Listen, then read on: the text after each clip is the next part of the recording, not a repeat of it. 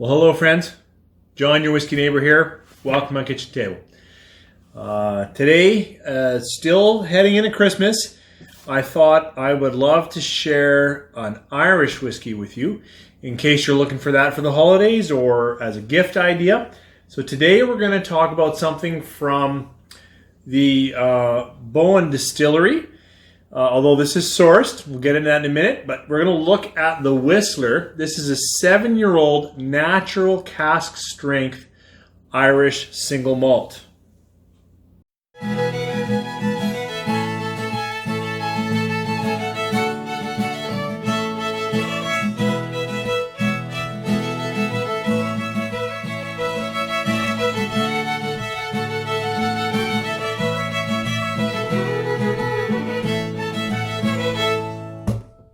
Thanks for staying with me. And in case you're wondering, like, what's with the suit and tie? Actually, I worked really late, and it was the kind of day where I had to dress up like this. So there's nothing formal going on. Just happened to have these clothes on, and wanted to do a review on an Irish whiskey before we head into the Christmas kind of break time. So, as I said, this is called the Whistler. Right, they have three that they released, I think, back in 2016. But these three bottles really only made it into my market here in Alberta in Canada this year. At least I've only noticed them this year. So they feel brand new, even though I actually think they've been out for a few years. So, as I said in the opener, the Boann distillery opened back then, somewhere around 2016, and they've been, laying aside their own liquid. But this is clearly sourced, right? It's only a few years later, yet this is a 7-year-old product. Oh, and they have a 7-year-old, a 10-year-old, and then this 7-year-old at natural cask strength. So this clearly is sourced. This is single malt, right? So it is just barley. Often Irish has a blended whiskey is quite common. But this is like, there's single malt. Often they would call single pot still, which would have malted and unmalted barley. But since it doesn't just say pot still, it says single malt, I'm assuming it's governed by the same guidelines as single malt Scotch. So it's single, it's from one distillery malt, it's all barley. At least that's my assumption. As I said, this one is the 7-year natural cask strength. It says right on it that it's natural color, it's non-chill filtered, and it does talk a bit about the cask. It says right on here that it goes into first fill. Well, it doesn't say first fill on here, but I read that it's first fill bourbon casks for 5 years, and then 2 years into Oloroso sherry casks. I do know that it's 5 in ex-bourbon and 2 in ex-Oloroso. It just doesn't say right on here that the bourbon is first fill. It's just what I read online. It says all over it, natural cask strength, but it's released at 59% exactly. And I would have expected, 59 point something, but they do say natural cask strength. So, one little bit of trivia that came across. So, as I understand it, the Cooney family, if I'm saying that correctly, are the ones who set up the Boann distillery. And the name, the Whistler, comes from, I guess, is it Patrick Cooney? The head or master distiller that they have? Could be wrong with that, but I heard just a little thing, like the notes around here, and that they decided to call this whiskey the Whistler because Patrick is often just naturally whistling around the distillery or around the whiskey as he is part of the work there. And I thought if that's true, and he's, I just think that's a really nice story to have behind it, why they would call it that. I don't know where it's sourced from. Lots of rumors online, but it is definitely distilled in Ireland. So it is certainly an Irish whiskey, an Irish single malt at natural cask strength. Let's see what the whiskey tells us.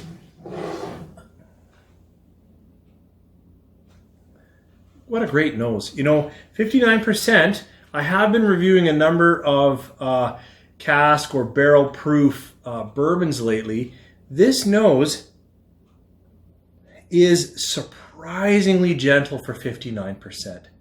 Sure, it still has alcohol in it, but it's not it really, to me, is a buttery, vanilla, toffee nose. Really quite mellow, especially for that strength. But certainly on that edge of whatever golden is for you, right? That's why I'm saying butter and toffee, almost creamy, and that kind of edge of flavor. Now, considering that it has spent 2 years, its last 2 years in Ex Oloroso, I really expected more fruit in it. But if I'm getting fruit, there's some light sweetness from fruit, but it would be more like a golden yellow raisin type fruit, or maybe an apricot. Yeah, that could be too, which is surprising because often when I'm thinking Oloroso, I really am thinking more in those deep red fruits. It's not what the nose is telling me. Well, and if I stay in it, then 59% does come. It's not the first thing though. I really think that buttery toffee vanilla, and then those secondary fruits, kind of in that yellowy, apricot-y type sweet fruits, is where the nose sits for me. See how it tastes. Cheers.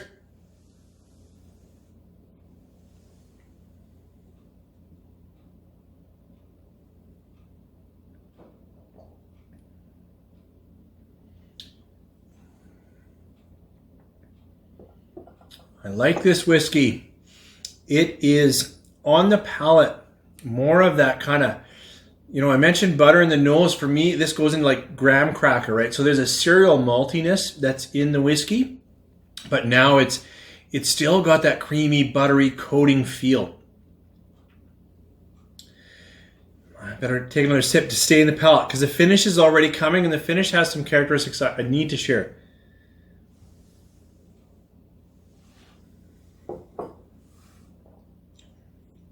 Yeah, while it's in the mouth, it does, I think, stay in that graham cracker, cereal, malt, a little bit of honey, a little bit, okay, but the finish is really making itself known right now.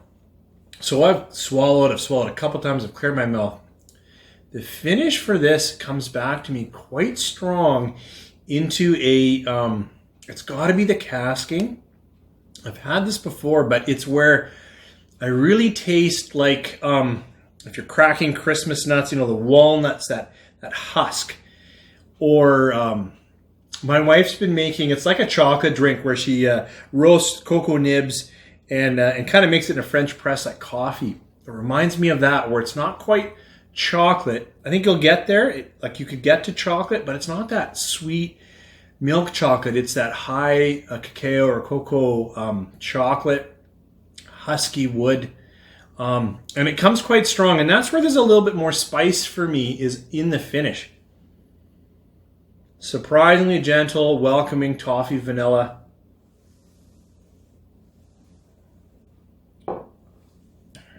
Graham cracker, cereal, a little bit of that fruit again, but it's just not as fruity as I'd expect. But maybe whatever the yellow fruits are for you, yellow raisins, apricots, maybe green. No. And then the finish comes back to me, which is oaky, but not fresh cut oak, not that new oak, but instead a husky, maybe on the edge of tobacco, some char in there. But certainly that cocoa, heavy chocolate, maybe you might think coffee, like it's in that kind of play that actually comes for me quickly in the finish and then stays around. And that would probably be my critique, is I like the flavors up front, but I kind of wish the finish would fade into some of the sweetness of the nose after the strength of the cocoa and the chocolate. I like cocoa and chocolate. They're one of my favorite things to get out of a dram. But it really stays there. The finish doesn't change to any of those other flavors, and I think that would be pretty good. So I'm just going to see if it changes a bit with water. I wish I knew more about this. Boann Distillery, but as I said, it is sourced, but by a family that's clearly established a distillery and will be releasing their own liquid. Just making ends meet, they found and sourced a 7, a 10, and then a 7 at natural cask strength. Now I don't know if it's the long finish or my nose. Yeah, adding water reduced some of the toffee vanilla sweetness, and almost brought now as put to nose some of that dark chocolate note. Yep, it really has for me. Let's see how it tastes.